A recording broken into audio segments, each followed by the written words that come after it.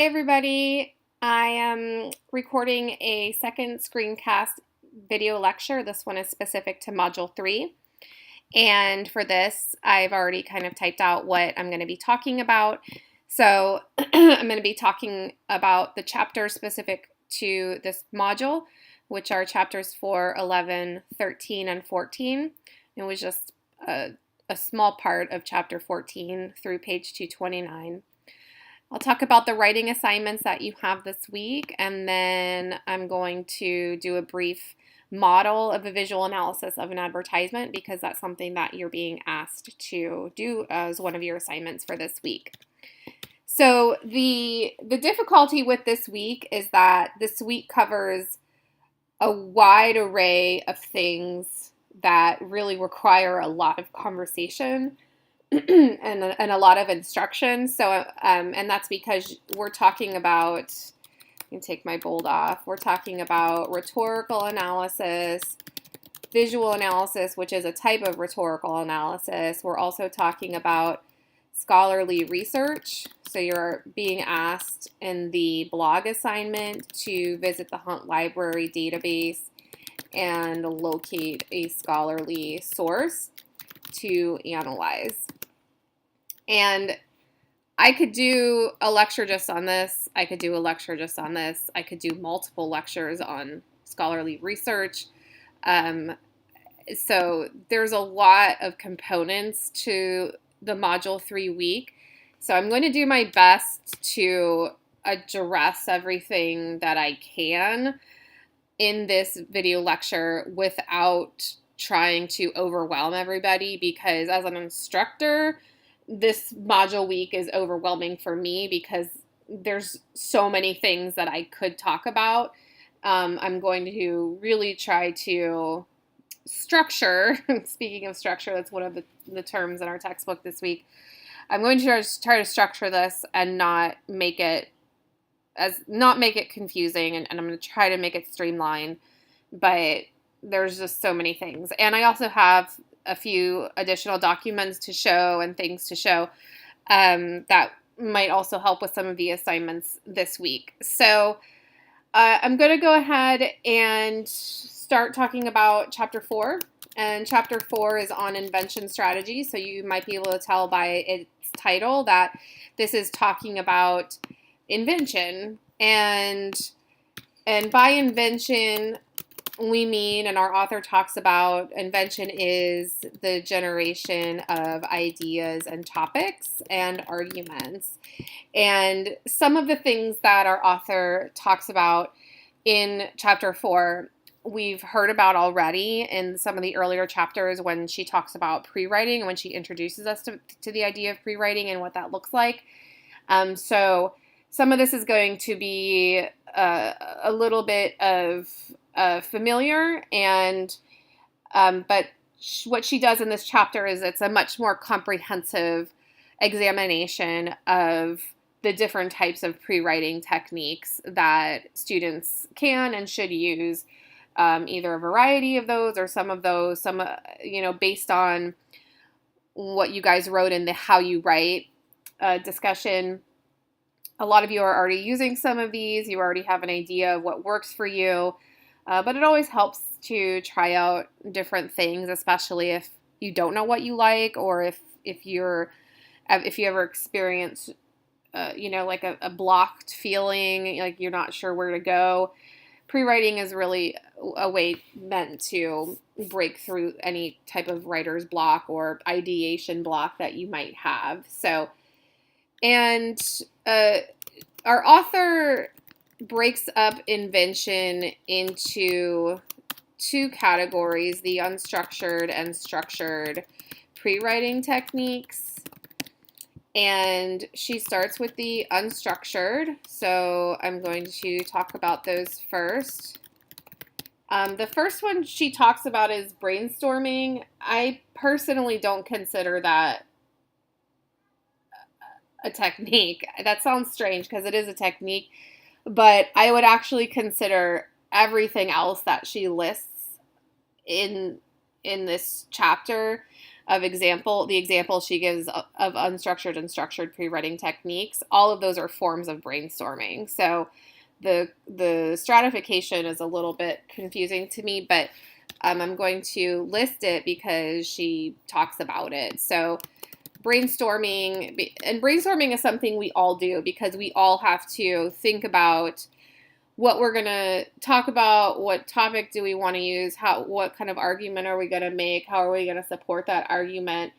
And the other thing that I noticed as I was reading, and she makes some mention too, is that whether we're talking about unstructured or structured, and what type of unstructured technique or structured technique, there's a lot of crossover.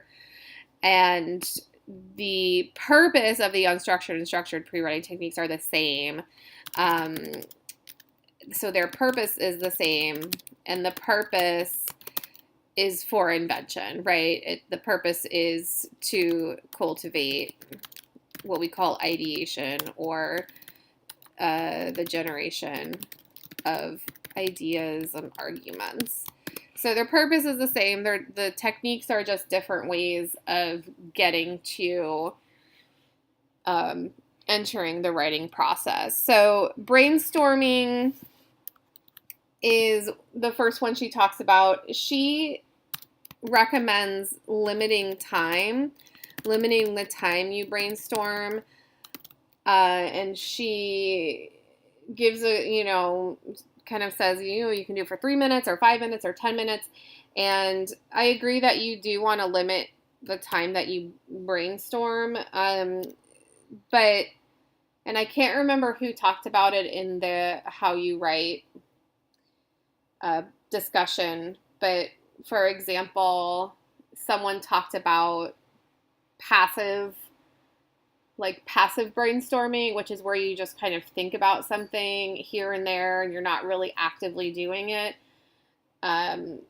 So that would go beyond a timeline. And I kind of agree more with that than this idea of limiting the time you brainstorm, because it's called unstructured for a reason. There's really no structure to brainstorming.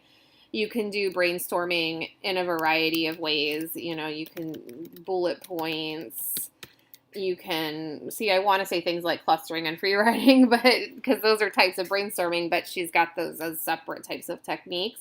But bullet points, you could, write in paragraphs. You could just think about something is a form of brainstorming. Talking to a tutor is really useful. So as someone who's worked in writing centers for a long time, lots of students go to writing centers or go to see tutors to do brainstorming, because then you can use that tutor as a soundboard for ideas that you have, and they can kind of help shape things and give you some feedback on what you're thinking. So talking to a tutor is also a form of brainstorming. The next thing she talks about is clustering, and some of you talked about already doing clustering. And what our author mentioned as one of the benefits of clustering is that it helps to develop subtopics, and those subtopics are the points that would help substantiate the claims that you're making in the major topic, right? So the thing that our writer doesn't talk about, but clustering is an example of, is mind mapping. And I actually have an example. I don't have an example. I'll do a quick example. But there's a lot of mind mapping technologies that you can use. You can do it on paper. I actually like to do mind mapping on large poster boards because I get really messy and I write big, and it works better for me. But I also sometimes use these software apps. This is Mind Mup rather than Mind Map. But there's a lot of types of these where you could create types of clustering where you're doing clustering, but the kind of official term for clustering is mind mapping.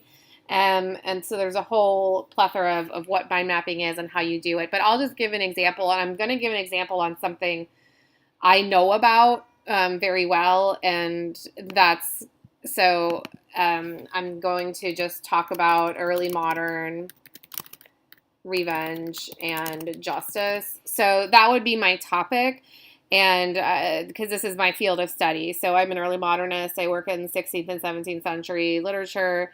I'm also a revenge scholar, so all of my work addresses revenge, and I talk about justice a lot. So I talk about revenge through the lens of justice and what it means. So that would be my topic, and then what I would do from here is I would start adding ideas, right? So there's the idea of private revenge, and if I want to add another one from here, I could say there's public revenge, and then you can put that wherever you want. If I want to add another one, I could say there's divine revenge.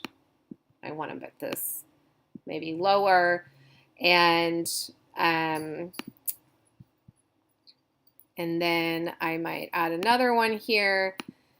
That's the indictment system, which is the kind of political police system that we know it is today. There's other systems I could add to this, right? So there's the ENGL system, which is the kind of Anglo-Saxon version of revenge. So where revenge was focused on, it was private or personal, and if someone did your family wrong, you had the right to get justice through revenge. Whereas today we're in the indictment system, and so if something happens to you or your family, you don't have the right to do that, right? It's now in the hands of the police and lawyers and defense attorneys and a judge and that type of thing. So, and that's called centralized government. So I have my topic, I have these kind of nodes around the major topic, and then what I would do is I would go into each of these and then kind of add additional nodes to that. So I could say, private revenge, and I might have an example of a text where private revenge happens, and does the text suggest that this is bad or good, right? So then I would kind of do different little nodes across all of them, right? So divine revenge, again, the concept that revenge and justice is only provided through God. And then another node for divine revenge might be another text, right? So texts are, a text that has an example of divine revenge. I could already think of one. For example, there's the Atheist's Tragedy, which is a 17th century text. And then I would also add into here, like, how this is representative of divine revenge, and what it states about it. And then I would go on, I would then go over here and add nodes, and then go over here and add nodes. Sorry, I'm getting a text from my brother. Here and add nodes, and then that's clustering. So, and that's also how it helps you to create these kind of subtopics, right? So depending on what argument I would be wanting to make about this, and this is a really broad topic, if I were doing this for real, I would want this to be much more specific. And then, so for example, I could just have the Atheist Tragedy as a topic, and then I could have private revenge, divine revenge, the Vergil system, public revenge, and then talk about, and then have nodes off of that discuss how that text addresses or provides commentary on those different things. So, but that's just an example of clustering, which is really, I would recommend calling it mind mapping, because that's what it is. Okay, so moving on, the next thing she talks about is free writing, which she also talked about earlier. The most important things about free writing, there's two things that are the most important things if you try to do it. The first is that you give yourself a timed limit. So you really just don't want to sit down and say, okay, I'm going to free write, and then you don't time yourself. So you really do need to give yourself a timed limit. And then the other thing is that that you never stop writing, and our author mentions that. So the two most important things if you're going to do free writing, and my recommendation it would be to not go over 20 minutes. So if you want to do multiple free writings, you can, but I would separate them out into different spurts of time. Like maybe you do 20 minutes here, and then later you do 10 minutes. But the most important thing is that you don't stop writing and timing yourself. So if you do free writing, that's what you want to do. The next thing she talks about is looping, which I had actually never heard of before. But looping, as our author talks about it, is this more focused free writing, and that it usually comes after an initial free writing. So, for example, you would initially do free writing, and then you would find, in theory, you would find something to talk more about. And then you would do looping, and I'm guessing it's called looping because there's a kind of, you're looping back to an idea that you already kind of addressed in this initial free writing, and then you would do a free writing on that more focused topic. Okay, sorry, just changing my notes over because she's got a lot of examples of unstructured pre-writing techniques. She talks about journaling as well, which I'm sure we've all heard of before. The benefits of this is that it's got a more long-term reflective practice. So we're not doing journaling in this class. I've only ever done journaling, I think, twice, 2 or 3 times in courses across the years, and they were across the entire term, and they did it every day, every time we had class, not every day, but every time we had class, and then it was something that they would go back and address at the end of the term. They would reflect on journaling, which is in itself a reflective practice. Another benefit, which is really good to journaling, but it's also sometimes the thing that people view as most difficult when it comes to journaling, is that you engage in consistent writing. And this has to do with neuroplasticity. If anyone's interested in neuroplasticity, I am. And I can't spell it right now. Neuroplasticity is brain training. So if and I'll give you an example. When I did my PhD exams in 2015 for literature, I was in a place where, when you do something, and I'm guessing all of you can relate to this, when you do a job for a long time, you tend to have dips when you're not happy with what you're doing because you're just like, okay, this is just my job. Well, as a literature person, my job is to read. And so across the many years that I've done literature, reading has become a very difficult thing for me to do in terms of actually sitting down and doing it, because I'm tired of it, or I've become tired of it. So it's actually a struggle that I've continued to deal with. When I did my PhD exams for literature, I had to read, this was a year-long exam, and I actually had to read over 300 texts. I think it was 315 texts. And and it was horrible. It was a kind of a traumatizing experience. And then I did the exams and I passed. But after the exams, I found myself reading again for enjoyment, which I hadn't done in probably 10 years. And that was because I had kind of trained my brain that every day we're reading, and I got used to it, and I started to I didn't enjoy preparing for the exams, but I retrained my brain to get back into the habit of doing that. So the benefit of journaling is that you engage in this consistent writing practice on a regular basis, whether it's every day, 2 times a day, 4 times a day. The fact that it's regular and you're doing it, you're training your brain. So moving on, the next thing she talks about is something I've never done is the double entry notebook, and that's because I'm always confused by it. So it seems for me, it feels too complicated as a pre-writing technique, so I've never done it. And this is, she talks about how it's helpful, and there's examples in the text of all of these and what they look like.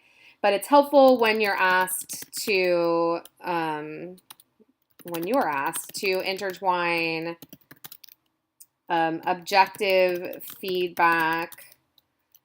I wouldn't even say feedback. She uses feedback, but that confused me. Objective thoughts with interpretation. So when you're supposed to have an objective statement or thought about something and then provide analysis or interpretation, doing that in a double entry notebook, right, which is that thing where you take one sheet, you draw a line down the middle of it, and then you have, the objective thoughts on one side and then the interpretation analysis on another, can help you with ideas. And I have an example of something that's a more advanced version of this is what we call the synthesis. I guess also the synthesis matrix. And the synthesis matrix is a structured technique. And I have it actually. I think it's up here. And the synthesis matrix, I'm just going to show you what it looks like. It's a matrix, right? So it's just got boxes and stuff. But the synthesis matrix is mostly used for this thing that's called a literature review. And that's when you're writing a research paper and you have different sources, right? So here you can see source 1, source 2, source 3, source 4.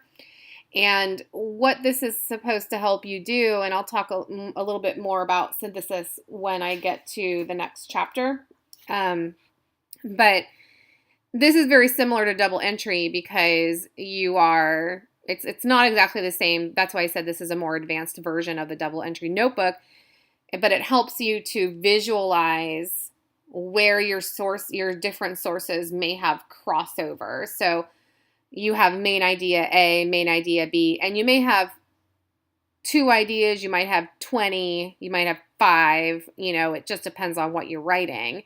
So, for example, if my main idea A was private revenge and my first scholarly article, I would read that and then I would say, here's what this here's what this author says about private revenge.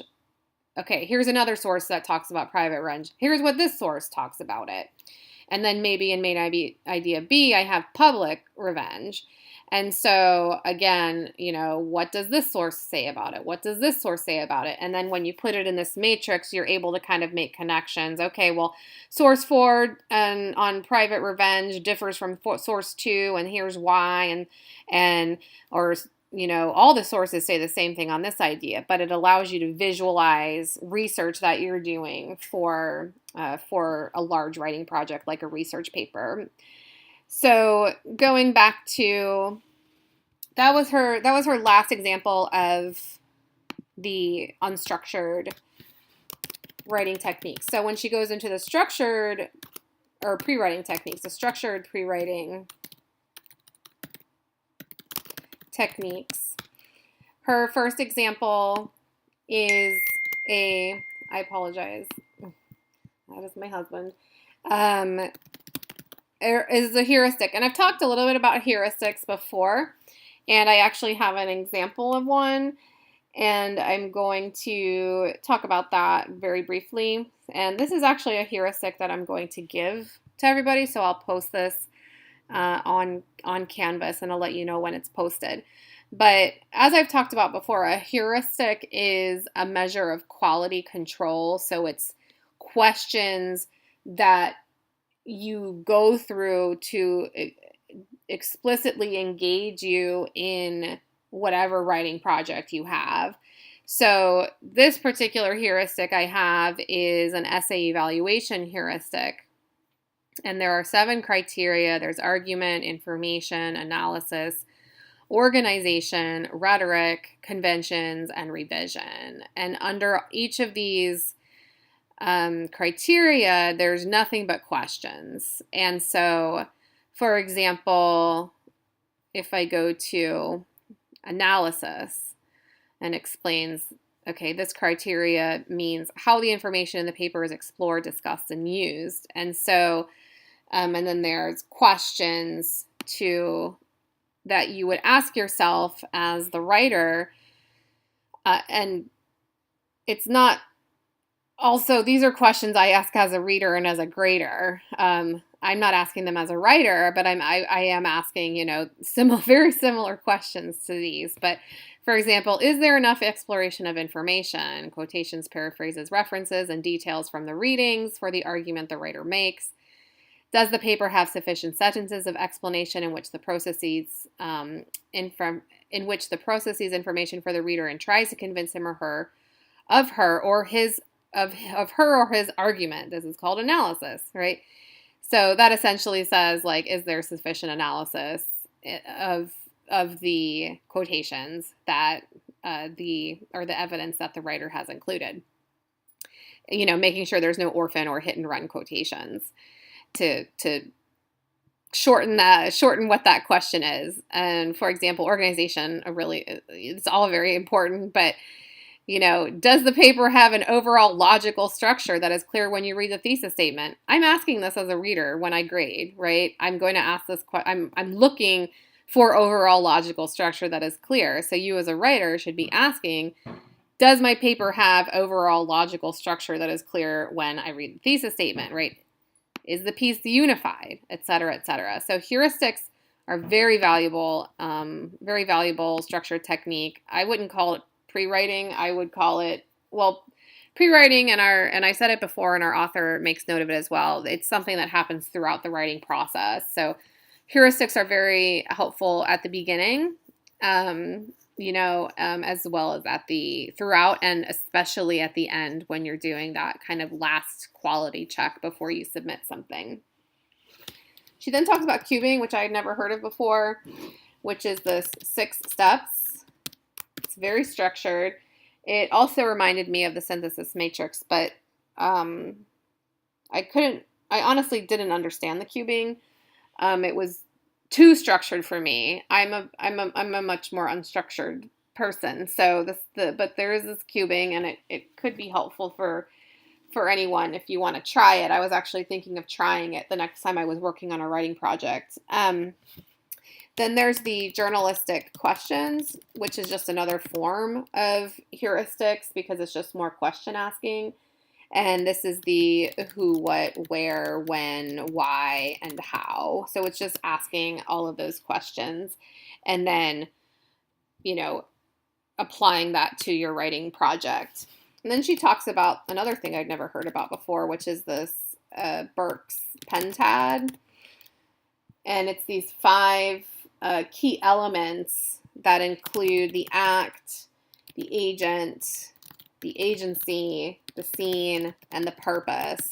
I was kind of interested in this pentadic analysis format. I liked it better than the cubing idea, but it's another thing that I might try writing. But it's another heuristic because it's asking you to ask questions about your particular work. And I'm actually looking for, I thought I wrote the page number down. I did. It's page 62. I'm organized sometimes and I don't realize it. But I am not on page 62. So one second, because I just want to clarify how in fact it is a heuristic. So for the Burke's pentad, right, the act, you're asking what happened, the agent, who was involved, the agency, by what means did it happen, the scene, where did it happen, and then the purpose, for what reasons did it happen. So again, it's another type of heuristic. You're just asking questions. But question asking is really important when you are dealing with your own writing projects. Okay, that's chapter 4. So I'm going to move on to chapter 11. I know this is going to get a little repetitive, but chapter 11 is, I wrote down one thing because I actually lecture on this in face-to-face classes, but chapter 11 is Introduction to Texts That Analyze. And like the other chapter that was from last week, the Introduction to Texts That Inform, this chapter was also quite short, and it was very short. I think it was only like 2 pages. But the main thing about this chapter is the word analysis. And what is this? So we use that word all the time, and it's in rubrics, it's in feedback that I provide, it's in criteria that's given to you for assignments. So you want to make sure that you're aware of what analysis is so that you can do it effectively. And I usually explain analysis through the etymology of analysis. If you don't know what the word etymology is, it's just the history of a word.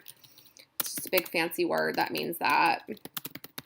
And the history of analysis means, it means, I didn't make my little arrow. I'm notorious for making arrows. People laugh at my arrows all the time. This means to unravel. So when you are doing analysis, and I sometimes use a ball of yarn metaphor. So if you have a ball of yarn, and if you think of a ball of yarn as a text, what you're doing when you analyze is that you're unraveling it. So you're taking out different threads of the yarn. You're saying there's this, and then there's this, and then there's this. And then what you do is you analyze one of those threads in order to say something about the entire ball of yarn. So that's what analysis is. And the opposite of analysis is synthesis. And I already talked about the synthesis matrix. And synthesis, in terms of the ball of yarn metaphor, is where you have all of those different threads and you say, how are all of these different threads related or not related, but how are they all working in concert, or how are they all working together in order to say something about this larger topic? So you're taking, instead of analyzing one really specific thing to say something about a whole, you're analyzing multiple different things to say something about a whole. And that's why we talk about analysis and synthesis. And it's really, it's important to understand the difference and to understand what it means when you're doing analysis and synthesis. So for example, this is a synthesis matrix, right? If I'm adding all these sources, if I'm, my topic is blank, my topic is early modern revenge and justice, and then I'm going to talk about how all these different threads, right? Because this is a thread, and this is a thread, and this is a thread, and this is a thread, and this is a thread, et cetera, how they're all working together or in opposition in order to make an argument about early modern revenge and justice. So you're taking all these different pieces and putting them together to help with whatever argument you're trying to make. That's chapter 11, very short. So chapter 13 is visual analysis. And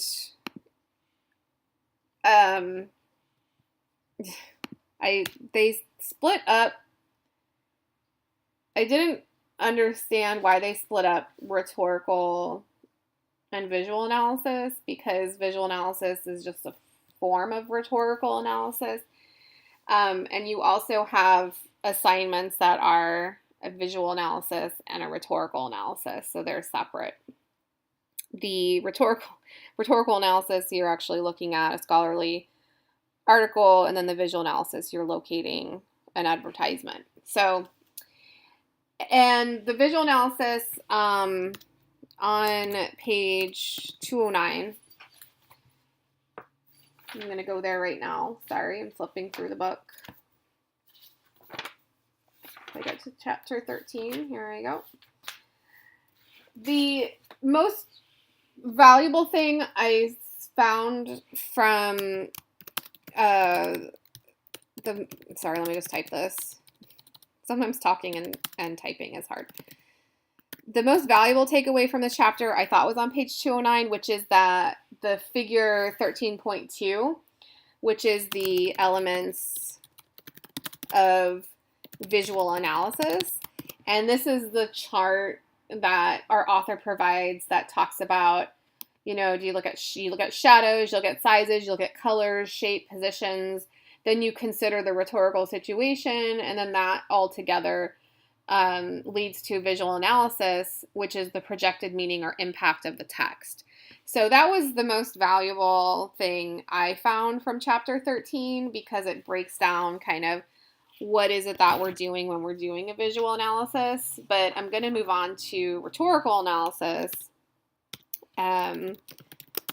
So chapter 14, and we've been talking about rhetoric. I talked about it in my last video lecture.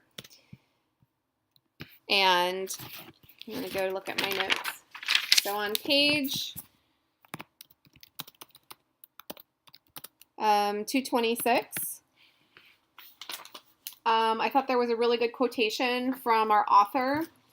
And the quotation is about the benefits of doing rhetorical analysis. And what our author says, because she talks about how rhetorical analyses are really popular assignments in composition classrooms, and they are. I've been teaching rhetorical analyses as long as I've been teaching composition, which is as long as I've been teaching. And but that the benefits of I think I might just type this, right? So she says the benefits of studying and practicing this genre, and rhetorical analysis is a genre, should be obvious, right? So she's saying that the benefits should be obvious then.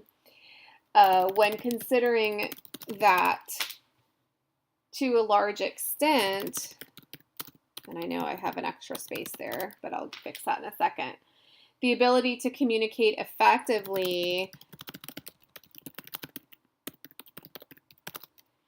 defines success in almost every discipline. So when we're doing rhetorical analysis, we're really doing a dissection of a text. You're looking at whether it's an advertisement or like a visual text, or it's a text, like a scholarly article that you would find at the Hunt Library and the Hunt Library databases. What you're really doing is you're breaking down what is effective or ineffective about these texts, and then you're writing about that. And so that's why, and I very much believe this, because I can tell you that I've never written a rhetorical analysis. I have graded hundreds and hundreds of them, and also working in writing centers, I've looked at hundreds and hundreds of different types of genres of writing.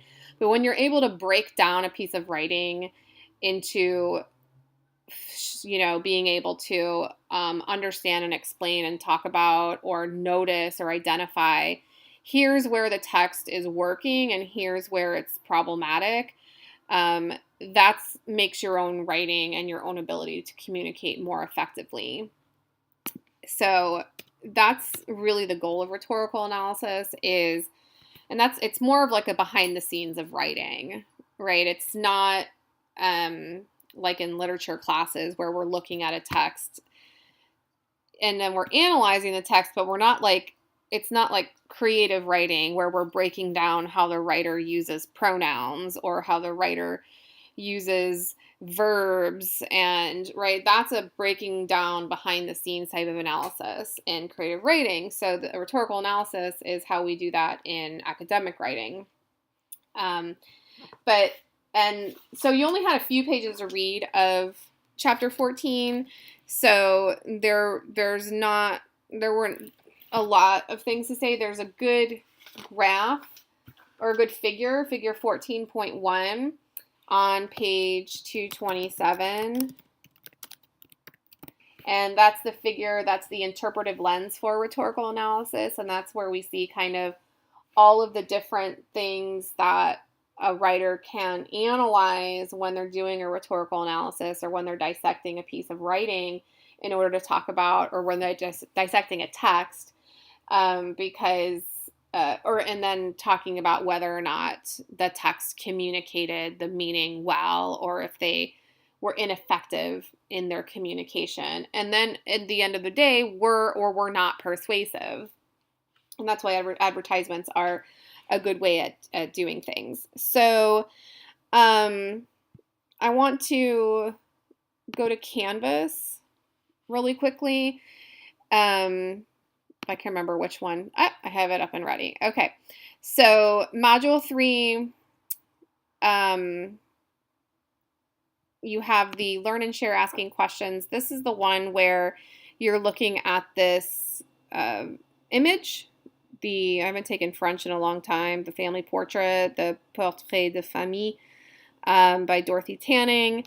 And then I talked a little bit about how to write questions, but this is the one where you're writing at least 2 interesting questions about the image. So that's kind of an entryway assignment into doing visual analysis. And then you have this creating verbal images, which is where you are thinking about how you create a visual picture in order to get across your meaning. So, and then it kind of gives you prompts and suggestions. It's kind of a step-by-step activity. So, right, the object of this exercise is to create comparisons between 2 items, being as creative and descriptive as you can. And it says give yourself 1 minute for each sentence. Again, that's in that consideration of doing things in a timed period when it comes to writing, which in a lot of studies is shown to be really efficacious. And then there's this example here, right? How is a piece of pizza like a piece of chalk? Sounds like a riddle or a joke, and then it gives you these things here. But again, it's trying to get you thinking about visuals, but then also writing. So combining that, writing about visuals and visualizing writing. And I think they're doing this because throughout my experience with this, sometimes when students have to write about a visual text, it can get confusing on how to do that because, for example, it's not art history, so you're not constantly writing about actual visual texts. So, and then you have these last 2, which I think are the most complex that you're dealing with this week. You have the writing a blog, and then you have the other one that I'll talk about in a second. So the visual analysis. So the writing a blog is where you are doing a rhetorical analysis of an article you select. And then it has the rhetorical analysis worksheet, which I have. It's not this one. That's my own. That's another one. I have lots of things open at the moment. I'm sorry. Maybe I already had it open. Yes, this is it. Okay, I already had it open. So this is the worksheet that comes with the blog assignment, and it takes you through what you want to do, right? You first want to find that scholarly article from the Hunt Library, which is, again, a lecture I could do on how to do that. But you've all done the library basic training, but if you're struggling with that, please let me know because I can do a screencast video on searching for scholarly articles. That's not a big deal. It won't take me that long. And then you're going to be dissecting this scholarly article, and then it gives you kind of it delineates how you want to dissect it. So what's the topic, right? First, you're identifying the rhetorical situation that the writer was in, or the author was in, right? What's the topic? Who is the writer in the role? And for this type of thing, I always recommend students Google the writer or writers, and just find out who they are. That's always a helpful thing to do. Who's the audience? And then why are they writing this? 4 very common questions to ask. You should always be asking when you're reading a text. They're questions I ask when I read your texts when you guys are writing. And then selecting 3 to 4 rhetorical strategies from the text that you're going to analyze. So again, rhetorical analysis is that feedback loop of reading like a writer and writing like a reader is really what it's asking you to do. So all of these things that you're analyzing that the writer is doing are things you yourselves as writers want to do when you write. So, but in this case, you are writing, but you're also analyzing other writing. So selecting 3 to 4 rhetorical strategies, right? So the author of whatever scholarly article you had, you're going to look at some rhetorical strategies that they use. So you're going to look at their form. How did they organize it? The style. What kind of language did they use? What was their overall tone? What kind of word choices did they use? What kind of evidence do they use to support their argument? In order to analyze this, you have to know what their argument is, and that's can be difficult to do in a scholarly article. And then we have the 3 rhetorical appeals, logos, ethos, and pathos. You know, how does the author go about using these things? Are they credible? How are they credible? Do they use sources that are credible? Do they have a degree in whatever they're writing about? Are they, what's their job? That type of thing. So how are they appealing to logic? How are they appealing to emotion? And then analyzing the strategies, right? Which is just choosing some of these and then analyzing those, giving examples from the text. And then whether or not they were effective. So, and I highlighted this because your thesis statement needs to be a claim about the overall effectiveness of the text. Sometimes student writers have been confused in the past of like, well, they have ethos or they have the appeal to ethos, but it's not effective. Or is it ineffective if they don't have something? And can they use all of those and be ineffective, or all of them, logos, ethos, pathos, and be effective? And the answer to that is a writer can use all of these and be ineffective. They can use 2 of them and be effective. They can use 1 of them and be effective. They could use all of them, it doesn't matter. They can use a combination of them, and then they can be effective or ineffective. And it's really your argument, because you might look at something and say, well, they do this and I think it's effective. And I might look at it and say, I disagree. I think it's ineffective, and here's why.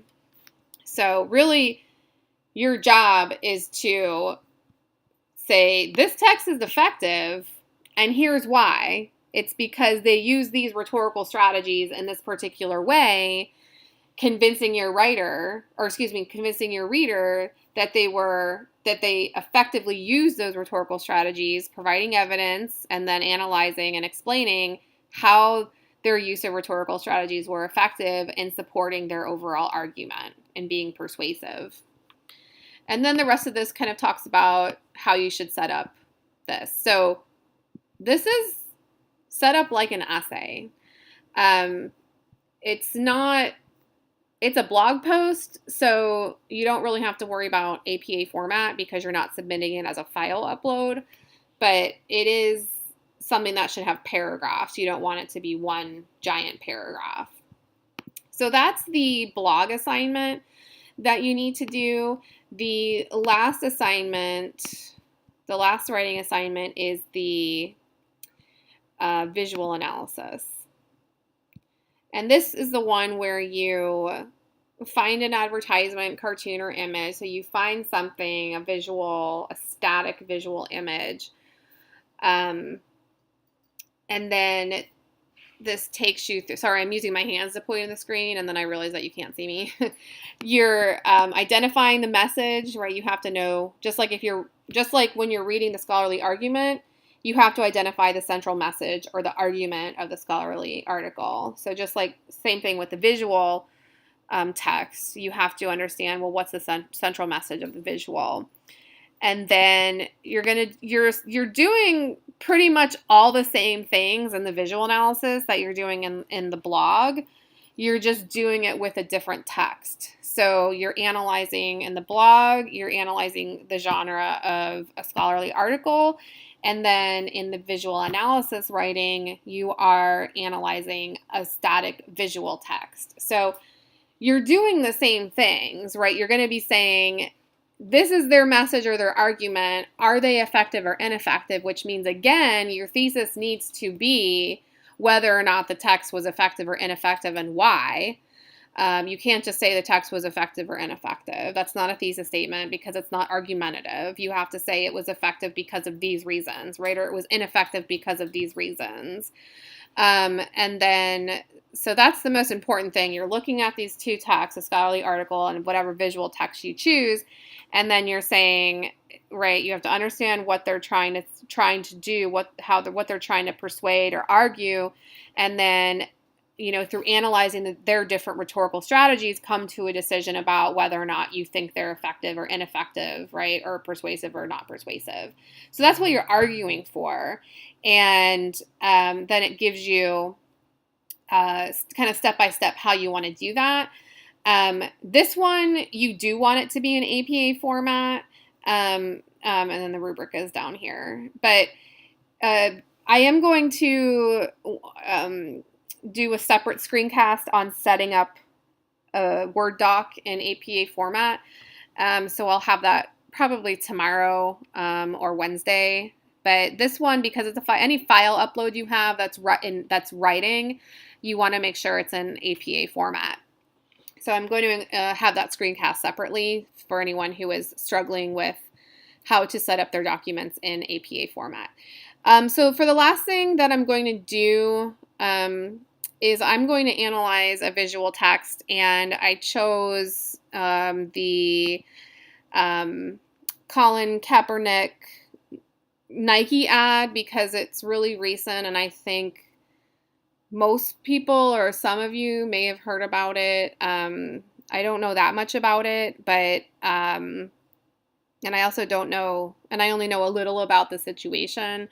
So I'm a fairly neutral person when it comes to this. I'm not choosing this as a trigger point, or I'm not choosing this to make a personal political argument. I'm just using it as a point of as a way to exemplify or to model how I would do a visual analysis, really a visual rhetorical analysis. So the first thing, right, we would want to, and I might go back and forth between the instructions and then the actual image, right? So, okay, I did this. I found an advertisement, and then I'd want next is to identify the central message of this visual. So the central message of this visual is, well, I could argue, and I'm actually doing this off the cuff. I didn't want to do anything prepared because I wanted to show you how it's done. But I think that there's multiple messages or purposes for this particular image. I think the first one is to buy Nike products. Anytime there's a company advertising a product, even though there's no actual product shown in this, I don't think Nike has had to do that for a long time because they've been around forever. It's obviously we're Nike and we have a message, so you should buy our products. So that could be one message, is just marketing departments create advertisements as a way to give PR to their products so that consumers will buy them. The other message or purpose of this is, I guess it could be threefold as well, but this ad in particular was and is, I think, a very socially and politically divisive advertisement. So it caused a lot of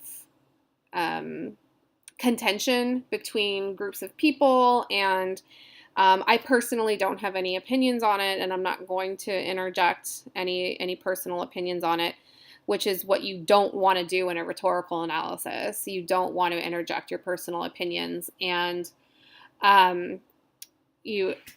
just as a side note, I have another thing that I'll be posting for everybody, but this is something that this is a guide to writing a rhetorical analysis. And when you formulate a claim or an argument, whether you agree or disagree with the argument being analyzed, it doesn't matter, right? When you're performing a rhetorical analysis, you've just got to, you're only focusing on whether or not you think it's ineffective or effective. And you can't say something like if, for example, if I disagreed with this, I can't say it's ineffective because I disagree with its message. That's not a rhetorical analysis. I might say it's ineffective because I don't think it uses enough color, which is not a great claim. But that's just to underscore the importance that your opinion does not matter in a rhetorical analysis. You're only analyzing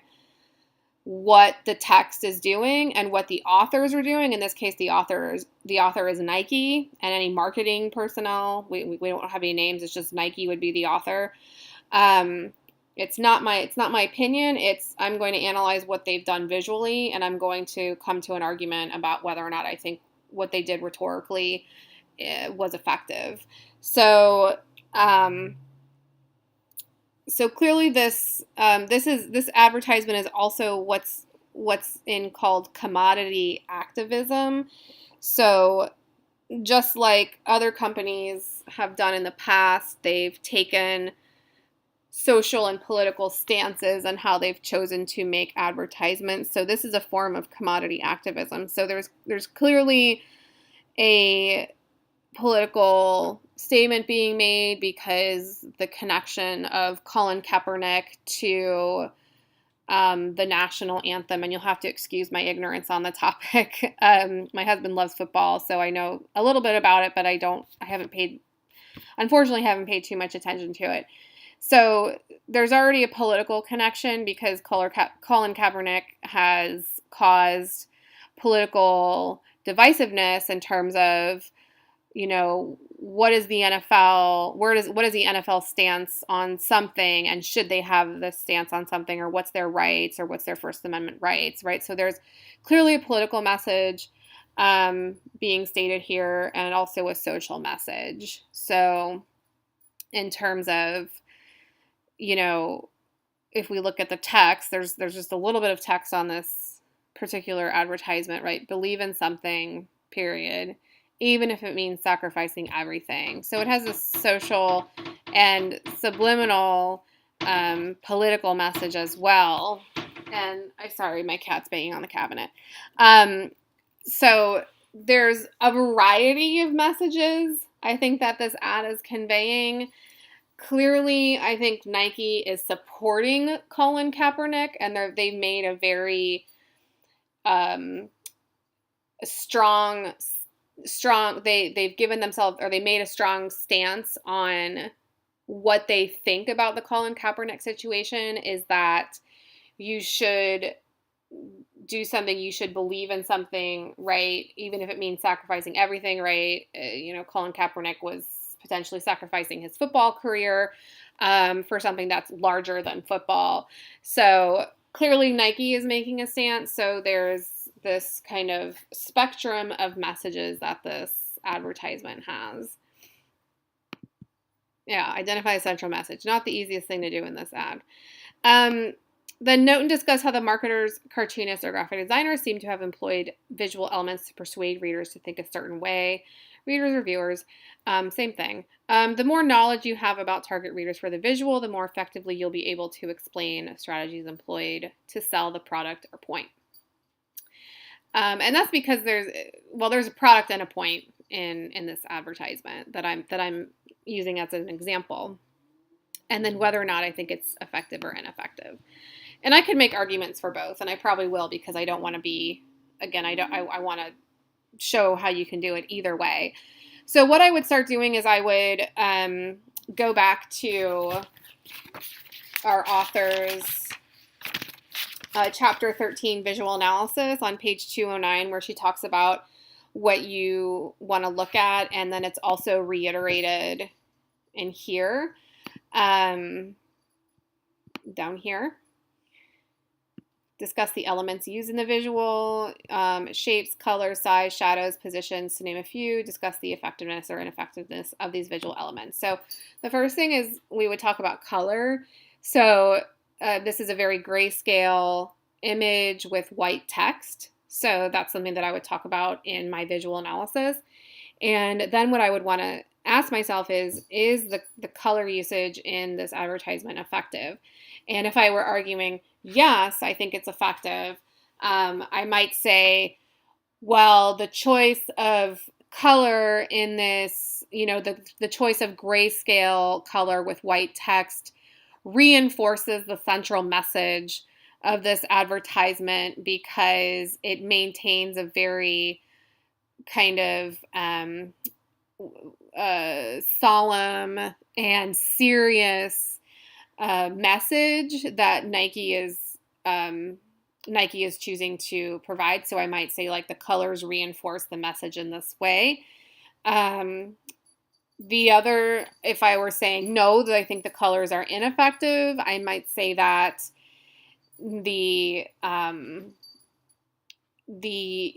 and I think this is just because I also watched the commercial Dream Crazy. I think that's the name of it, by Nike, which also has Colin Kaepernick in it, and he's the voiceover also for that commercial.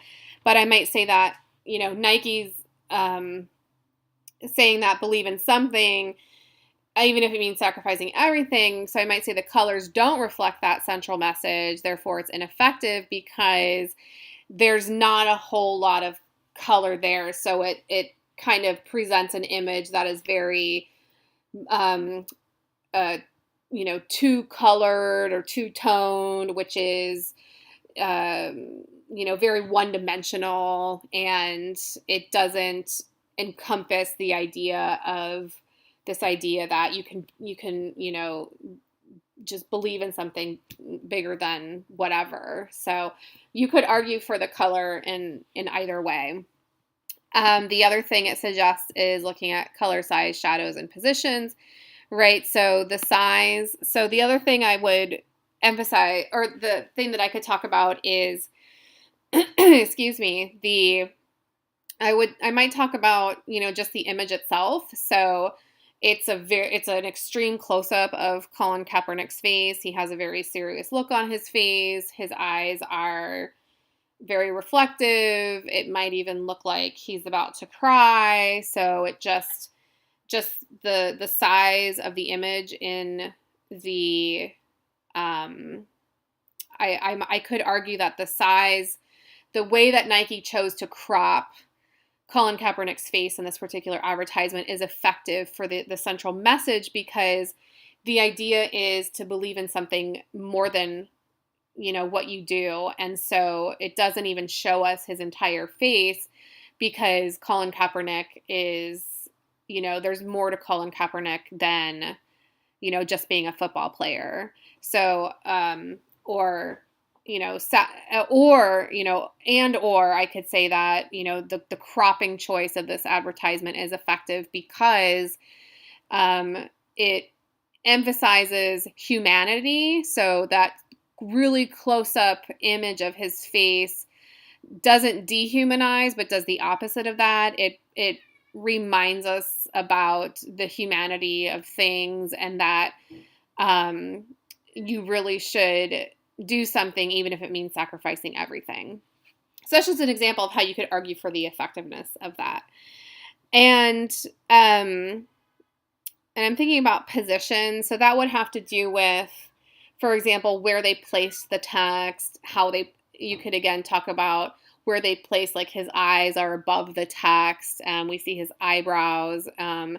You have the Nike swoosh and the Just Do It below the lips. And so I could talk about the font color, the font size, the type of font, all of those different things, right? That it's just his face is central, the text is central, the logo is central, the slogan is central. So everything is central in this particular ad. So I might say that the positions of how things are in this visual text are effective because they really strip everything and just focus on the message. And the message really is in the face and in the words, and that's what they're centralizing their message that. But then reminding us at the bottom that I could also say that the use of the Nike swoosh and the Just Do It slogan is ineffective because that's emphasizing the commodity activism. And commodity activism is a really contentious idea because, how much do we want businesses to get involved with political situations, and as we saw, or as you may have heard, right? So once this ad came out, people were banning Nike, they were burning Nikes, so that it had a real significant social backlash as well. So, but also Nike stock went up, it went down, it went up, it went down. So there was a significant social and political response to this ad. So I could say that if Nike had removed the swoosh and their slogan, that would be even more effective because it would, tell us that this isn't just about your business. It's not about making money. It's not about commodity activism. It's about, the message and the idea rather than we have your Just Do It and the Nike swoosh. So you could argue also for that being effective and ineffective. So, there's other things I could talk about this. I could also go into ethos, logos, and pathos, but I'm not. There's just really briefly, there's appeal to ethos because there's the Nike swoosh and the slogan. So you have the credibility of a very old company who's been around for a long time in the athletic industry. They're using a spokesperson, which is a form of ethos. So they have an athlete, right? And Nike is invested in the athletic industry, right? Because different teams will choose them to, to support. I can't remember the marketing term for it, but right, Nike might be the main brand that a particular team wears, and that's the only brand that they'll wear, and Nike makes money off of that. So endorsement, right? I think that's the term I'm looking for. So you have credibility or appeals to credibility in those things. Whether or not that appeal is effective, you would decide. You might say, using Colin Kaepernick, yes, it's an appeal to ethos, but it's an ineffective appeal to ethos, and here's why. With logos, right, we have a line of logic, like I talked before. So it's telling us believe in something, even if it means sacrificing everything. So in there, you have a if-then statement. So it's encouraging you to do something. So it's trying to persuade the reader not only to buy Nike products, but also this other kind of larger political social message. And so that's an attempt to appeal to logic. So you might say, yes, this is an appeal to logos, but it's an effective or ineffective appeal. And then you have the appeal to pathos, right, to emotion. So what different emotions would this trying to appeal to? So you might have the emotion of nationalism, you might have the emotion of feeling like a good citizen, you might have the emotion of disgust if you don't like it, you might have the emotion of connectivity, right? Feeling connected. You might have the emotion of being proud, right? There's different types of emotions that this could appeal to. Emotion of seriousness and solemnity, and and then you could say, right, there's these appeals to pathos. However, it's effective or ineffective, and here's why. So that's just an example of how you would do that. But that's hopefully hopefully the modeling of the visual analysis was sort of helpful as you get into that. I'm just looking for what I was writing, but that's all I'm going to talk about for now. Like I said, look for the screencast video of how to format a Word doc in APA. So that's going to be coming next. And I use a Mac, like I'm doing this screencast on a Mac. If you use a Mac, let me know because I can also do a screencast video of how to format in Word for Mac, because it's just slightly different in a few things. So if you have a request for a Word for Mac screencast, let me know. Feel free to contact me with any questions or concerns about anything, but otherwise I will talk to you guys later. Bye-bye.